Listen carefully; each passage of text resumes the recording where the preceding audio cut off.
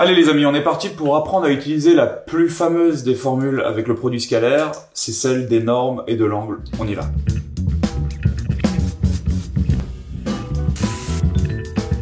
Quand vous voulez calculer un produit scalaire, le premier réflexe à avoir, c'est d'utiliser la formule qui s'affiche là-haut. U scalaire V, c'est norme de U fois norme de V fois le cosinus de l'angle. Vous allez voir que la principale difficulté, elle est au niveau de l'angle. Alors, prenons ce carré de côté 2. Moi, je vous demande AB scalaire AD. Donc, ce que je vais vous demander, c'est à chaque fois de faire apparaître les vecteurs au moins au début. Donc, AB, il est là.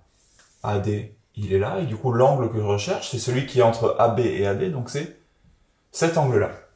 Donc, je reprends ma formule. U scalaire V, c'est norme de U, donc norme de AB,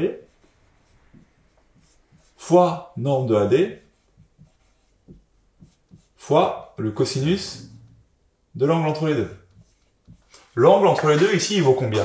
On est dans un carré, chacun des angles est droit, un angle droit c'est 90 degrés, ou alors en radian, pi sur 2. D'accord. Cos pi sur 2, ça fait 0, donc ça me fait AB, c'est un carré côté 2, donc 2 fois 0, ça me fait 0. C'est pas étonnant, puisque quand deux vecteurs sont perpendiculaires, le produit scalaire vaut 0. À cause du cosinus qui est là. Ça, c'est le cas simple.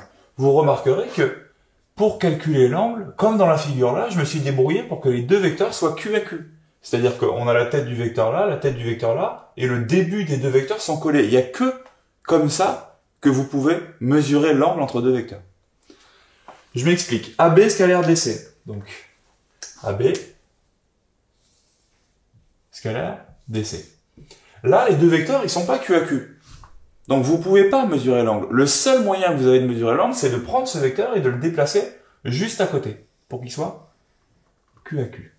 Et là, qu'est-ce qu'on se rend compte? On se rend compte que AB et DC, ils sont collinaires et dans le même sens. Ça veut dire que l'angle qu'il y a entre les deux, de combien est-ce que je dois tourner pour passer de ça à ça? Eh ben, je tourne de 0, tout simplement. Donc, ici, je vais avoir un cosinus 0. Norme de AB, ça fait toujours 2, fois norme de DC, ça fait toujours 2. Cosinus de 0, ça fait 1, donc ça me fait 2 fois 2 fois 1, ça me fait 4. Ça, c'est une version légèrement plus dure. On enchaîne avec encore plus de difficultés. AB scalaire CD. AB scalaire CD. Encore une fois, pour avoir l'angle, il faut que je le fasse sur le papier ou dans ma tête. En tout cas, je prends ce vecteur et je le déplace là. Le problème, c'est que si je le déplace comme ça, ils sont toujours pas Q à Q, ils sont tête à Q. Donc, il faut que je prenne ce vecteur et que je le déplace de manière à ce qu'il soit Q à Q avec AB. Autrement dit, je le déplace comme ça. Et maintenant, je peux me dire, mais quel est cet angle-là? Ben, cet angle-là, c'est 180 degrés. Donc là, je vais avoir cos 180.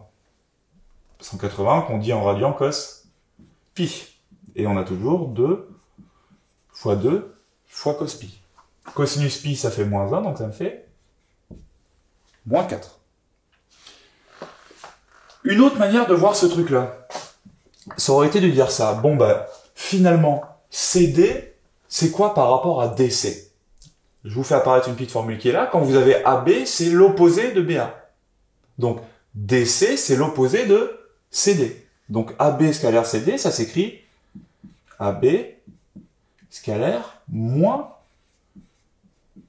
DC. Et de la même manière que si vous aviez 3 fois moins 2, vous pourriez dire que c'est en fait moins 3 fois 2. Et bien quand vous avez AB scalaire moins DC, c'est comme moins AB scalaire DC. Sauf que AB scalaire DC, vous l'aviez calculé, il vaut 4. Donc ça me fait moins 4. Et on retrouve bien le même résultat. On enchaîne avec le dernier. Donc, très souvent, ces produits scalaires, vous allez les calculer dans des figures. Ça sera soit des parallélogrammes, soit des carrés, soit des triangles rectangles, soit des triangles quelconques. Donc, DC scalaire AB. DC scalaire DB, pardon. Donc, DC, c'est celui-là. Et DB, c'est celui-là. Donc, on commence avec la norme de DC. Celle-là, elle est facile. 2. La norme de DB. La norme de DB, il va falloir que je fasse un petit Pythagore. Pourquoi? Parce que là, j'ai un triangle rectangle, donc j'ai ça au carré, ce que je recherche égale ça au carré plus ça au carré. Donc j'ai dB carré qui vaut 2 au carré plus 2 au carré, 4 plus 4, 8. Donc dB qui vaut racine de 8. Donc racine de 8. L'angle entre les deux. Je sais que cet angle il vaut 90, autrement dit pi sur 2. Je sais que cette diagonale, elle coupe cet angle en deux. Donc si là, j'ai pi sur 2, là, je vais avoir la moitié de pi sur 2, autrement dit pi sur 4. Donc l'angle entre les deux, ils sont bien Q à Q, c'est pi sur 4. Cosinus pi sur 4, c'est racine de 2 sur 2, donc ça va me faire racine de 8 fois racine de 2 sur 2. J'ai un 2 devant qui se simplifie, ça me fait racine de 8 fois racine de 2. Retenez bien que pour mesurer l'angle entre deux vecteurs, il faut absolument que vous les mettiez Q à Q. On vous a mis des exercices en dessous, à vous de jouer.